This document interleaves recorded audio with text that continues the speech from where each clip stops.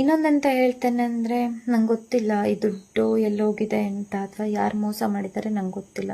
But ಈ ನ್ಯಾಯ ಕೇಳ್ಕೊಂಡು ಬರ್ತಾರಲ್ಲ ಅವ್ರ ಕ್ಯಾರೆಕ್ಟರ್ನ ಇನ್ನೊಂದು ಥರ ಪೋರ್ಟ್ರೇ ಮಾಡಬೇಡಿ. ಇವಾಗ ಸಿಚುವೇಶನ್ ಹೆಂಗಾಗಿದೆ ಅಂದರೆ ನ್ಯಾಯ ಕೇಳ್ಕೊಂಡು ಬಂದವರೇ ತಪ್ಪು ಅಂತ ಆಗಿಬಿಟ್ಟಿದೆ.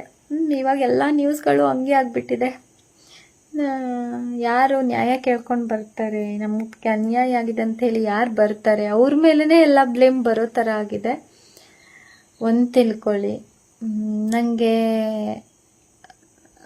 ಅವರಿಂದ ದುಡ್ಡು ಕಿತ್ಕೊಂಡು ನಂಗೆ ಎಂತ ಆಗ್ಲಿಕ್ಕಿಲ್ಲ. ಇವಾಗ ಫಾರ್ ಎಕ್ಸಾಂಪಲ್ ಅವ್ರು 1 ಲಕ್ಷ ಕೊಡ್ಬೋದು, 2 ಲಕ್ಷ ಕೊಡ್ಬೋದು, 3 ಲಕ್ಷ ಕೊಡ್ಬೋದು. ನಾನು ಇವಾಗ ಗಲಾಟೆ ಮಾಡಿದ್ದಕ್ಕೆ ಅನ್ಕೊಳ್ಳಿ, ನಾನು ಎಷ್ಟು ದಿನ ಅದನ್ನ ಇಟ್ಕೊಳ್ತೇನಪ್ಪ, ಎಷ್ಟು ದಿನ ಇಟ್ಕೋಬೋದು ಅದು ದುಡ್ಡು?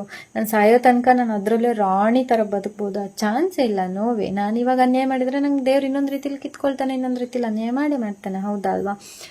ನಂಗೆ ಅದೆಲ್ಲ ಆಸೆ ಇಲ್ಲ. ಅವ್ರು ಹೇಳ್ತಾ ಇದ್ದಾರೆ ಇವಾಗ ಯಶಿದಮ್ಮ ಪ್ರೊಡ್ಯೂಸರ್ ಅಂತ ಗೊತ್ತಾದ್ಮೇಲೆ ದುಡ್ಡಿನ ದುರಾಸೆಗೆ ಬಂದಿದ್ದಾರೆ ಅಂತ. ಯಪ್ಪ ಇವ್ರಿ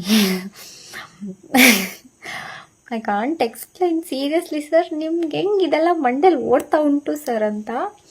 ದುಡ್ಡಿನ ದುರಾಸೆ ಇದ್ದಿದ್ರೆ ನೀವು ನಾನು ಮೂವಿಗೆ ಬರುವಾಗ ಅಗ್ರಿಮೆಂಟ್ ಮಾಡ್ಕೊಳ್ಳಿಲ್ಲ, ಹೌದಾ? ನೀವೆಲ್ಲಾದರೂ ನನ್ನ ಹತ್ರ ಇಷ್ಟೇ ಪೇ ಮಾಡ್ತೀರಿ ಅಂತ ಅಗ್ರಿಮೆಂಟ್ ಮಾಡಿಸ್ಕೊಂಡಿದ್ದೀರಾ ಸರ್? ಇಲ್ಲ. ನನಗೆ ದುಡ್ಡಿನ ದುರಾಸೆ ಇದ್ದಿದ್ರೆ ಇವಾಗಲೂ ಕೂಡ ಎಲ್ಲರ ಹತ್ರ ಹೇಳ್ತಿದ್ದೆ, ನಂಗೆ 5 ಲಕ್ಷ ಕೊಡಬೇಕಿತ್ತು, 6 ಲಕ್ಷ ಕೊಡಬೇಕಿತ್ತು. ನಾನು ಹೇಳ್ಬೋದಿತ್ತು, ರೈಟ್ಸ್ ಉಂಟು ನನಗೆ, ಹೇಳ್ಬೋದಿತ್ತು. ನೀವು ಹೇಳಿದ ಪ್ರಕಾರ ದುಡ್ಡಿನ ದುರಾಸೆಗೆ ಬಂದಿದ್ದಾರೆ ಅಂದರೆ ನಾನು ಆ ಥರನೂ ಹೇಳ್ಕೊಬೋದಿತ್ತು. ಬಟ್ ನಾನು ಆ ಥರ ಅಗತ್ಯ ಇಲ್ಲ ಸರ್. ನನಗೆ ಅವರಿಂದ ಎಕ್ಸ್ಟ್ರಾ 1 ರೂಪಾಯಿನೂ ಬೇಡ. ನಾನು ಹೇಳ್ತಾ ಇರೋದು, ನಾನು ದುಡ್ದಿದ್ದಷ್ಟೇ ಕೊಟ್ಟರೆ ಸಾಕಿತ್ತು. ಬಟ್ ಅದು ಯಾವತ್ತಿಗೋ ಬಿಟ್ಬಿಟ್ಟೆ. ಈ ದುಡ್ಡು ನಿಮ್ಗಳ ಸವಾಸನೇ ಬೇಡ ಅಂತೇಳಿ ಬಿಟ್ಟೋಳು ನಾನು.